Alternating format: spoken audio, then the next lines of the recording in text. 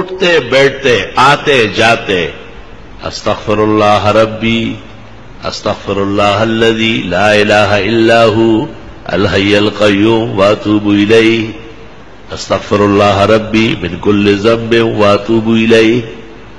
یہ پڑھا کرو جتنے استغفار آپ کو یاد ہے. بہت زیادہ پڑھو، کم پڑھنے سے نہیں کام چلے گا، کیونکہ دنیا کی تمام تکلیفیں، رنج اور غم، صدمہ اور مصیبت، فتنہ اور پریشانی سورۃ انفال میں ہے. استغفار سے ختم ہو جائے. استغفار ہمیں کرنا چاہیے. پیرانی پیر شیخ عبد القادر جیلانی نے ایک موقع پر لکھا ہے کہ جن کو استغفار کا پتہ ہے اور پھر وہ پریشان ہوتا ہے، فرمایا بہت بڑا کذاب اور جھوٹا ہے. یہ تو خدا کا فیصلہ ہے کہ آپ استغفار کریں، میں پریشانیاں دور کروں. اب یہ کہ ہمیں محبت چاہیے، آرام چاہیے، عزت چاہیے، حلال دولت چاہیے، وقار چاہیے، حفاظت چاہیے، خدا تیری نصرت چاہیے، بندوں کے ہر شر فساد سے بچت چاہیے. اس کا ذکر اللہ نے سورۃ نوح میں کیا ہے 29ویں پارے میں کہ یہ بھی استغفار سے ہو. سارا کام استغفار سے ہوگا. علماء نے اس طرح ایک مثال دی کہ اگر فرید گنج شکر ان کے شیخ قطب الدین بختیار کاکی، ان کے شیخ معین الدین چشتی اور ان کے شیخ عثمان ہارونی اور ان سے بھی بڑے شیخ عبد القادر جیلانی اور سید علی حجویری داتا گنج بخش اور حسن بصری اور علی مرتضی اور چاروں مقرب ملائک، ان سے بھی آپ وظیفہ مانگے. استغفار سے بڑھ کر کوئی وظیفہ نہیں دے. سب کا اتفاق استغفار پر ہوا. استغفر اللہ ربی من کل ذنب واتوب الیہ استغفر اللہ الذی لا الہ الا هو الحی القیوم واتوب الیہ. اب ایک آدمی استغفار کر رہا ہے اور وہ فائدہ محسوس نہیں کرتا تو قرآن تو سچا ہے، ہمارا ایمان ہے، اس میں کوئی کمی ہے نا. وہ عورت نے وہ چاند دیکھا ایسا چاند کی طرح تو انگلی کے ساتھ کوئی چیز لگی تھی نامناسب، کہنے لگی چاند تو بہت اچھا لیکن بدبو آ رہی. تو بدبو تو آپ میں ہے، چاند میں تھوڑا ہی ہے. اب اپنے آپ کو اس معیار پر لانا ہے کہ ہمیں استغفار سے وہ فائدہ پہنچے جو اللہ تعالیٰ نے سورۃ انفال میں بیان کیا ہے. وما كان الله ليعذبهم وانت فيهم وما كان الله معذبهم وهم يستغفرون. ایک ایسی نیکی اور ایسا عمل جو نبی کے برابر ہو یا نبی جیسی رحمتیں مل جائے، قرآن کی اس آیت میں ہے جو میں نے پڑھی کہ وہ استغفار کا عمل. یا تو نبی کی وجہ سے بچتے ہو یا استغفار سے بچت. وہ بھی استغفار کیا گیا. بعض راتیں مناؤ باقاعدہ، بعض اوقات منا لو کہ بھئی میں سحری میں اٹھوں گا اور سورج نکلنے تک استغفار کروں،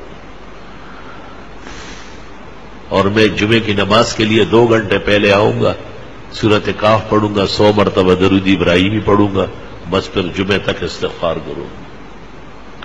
جمعے میں اتنا ٹائم نہیں ہے، چلو عصر سے مغرب صحیح ہے، مغرب سے عشاء تک کچھ تو ادھر کنڈے زویا سوخو بویا، کچھ تو کرے گا. اپنے آپ کو ذرا قیمتی بنائے. جتنی خوشیاں چاہیے، جتنے آرام اور راحت چاہیے، جتنی عزت چاہیے، اللہ تعالیٰ سورۃ نوح میں فرماتے ہیں فَقُلْتُ اسْتَغْفِرُوا رَبَّكُمْ، استغفار کرو وہ مل جائے، سب عطا ہو جائے. ہمیں بھی دعاؤں میں یاد رکھو، دینی مدرسوں کو بھی، طلباء کو بھی، اور یہ موجودہ پریشانیوں کو بھی، اور استغفار کی کثرت کرو. راتوں کو بستر پر جاتے وقت 33 دفعہ سبحان اللہ، 33 مرتبہ الحمدللہ، 34 مرتبہ اللہ اکبر پڑھا کرو. آج ہی بخاری شریف میں آ رہا تھا کہ حضرت فاطمہ آئی اور ام المومنین عائشہ کو کہا کہ حضرت غلام بانٹ رہے ہیں، مجھے بھی کوئی نوکرانی دے دے. جب حضرت آئے بتایا، انہوں نے کچھ کہے بغیر ان کے گھر گئے اور ان کو کہا بس رات کو یہ پڑھا کرو 33 مرتبہ سبحان اللہ، 33 مرتبہ الحمدللہ، 34 مرتبہ اللہ اکبر. یہ دنیا بھر کے غلام کنیز آرام و راحت سے بہتر ہے. تسبیحات دائیں ہاتھ سے پڑھا کرو، بائیں ہاتھ سے اسلام میں کوئی تسبیح نہیں ہے. جو مسئلہ نہیں جانتے ان کو بتانا ضروری ہے، جو جاننے کے بعد بھی نہ مانے اللہ ان کو ہدایت کی توفیق دے. آپ کا کام اور ہمارا کام خیر آگے بڑھانا ہے، خیر منوانا ہماری ذمہ داری نہیں ہے. اللہ نے نبی کو کہا ہے انما علیک البلاغ وعلینا الحساب، آپ پہنچائیں، حساب میں خود کروں. تسبیحات جس طرح نمازوں کے بعد ہے اس سے زیادہ ضروری رات کو سوتے وقت ہے. بہتر ہے کہ باوضو ہو، بہتر ہے کہ پاک کپڑے پاک جسم ہو، بہتر ہے کہ بستر بھی صاف ستھرا پاک ہو، سفید پاک چادر بچھاؤ اس پر. بستر پر آنے کے بعد اگر کوئی حرج نہیں ہے، گرانی نہیں ہے، تو سورت الف لام میم سجدہ ایک بار اور سورت ملک ایک بار ہر رات کو پڑھنا سنت طریقہ ہے. قیامت کے دن شفاعت آسانی سے نصیب ہو جائے گی. قیامت کے دن کی تپش نہیں دیکھے گا، محسوس بھی نہیں کرے گا. لوگوں سے پوچھے گا کہ وہ قیامت کہاں ہے، وہ تکلیف کدھر ہے. فرشتے کہیں گے چل چل الف لام میم سجدہ اور سورہ ملک جو پڑھتے ہیں ان کو نہ قبر میں عذاب ہوتا ہے نہ میدان حشر میں ہوتا ہے. یا رب تیری کتنی عنایات و احسانات. اورنگزیب عالمگیر نے جو قرآن شریف لکھا ہے تو الف لام میم سجدہ اس پر بھی لکھ دیا 21 پارے میں کہ رات کو سوتے وقت الف لام میم سجدہ اور ملک پڑھا کرو. پھر 29 پارے میں جب سورت ملک آئی پھر لکھنے لگا تو کاتبان جو بیٹھے تھے انہوں نے کہا حضرت یہ لکھ چکے ہیں وہاں، آرام سے رہو. وہ الف لام میم سجدے پر لکھا، یہ سورت ملک پر لکھا.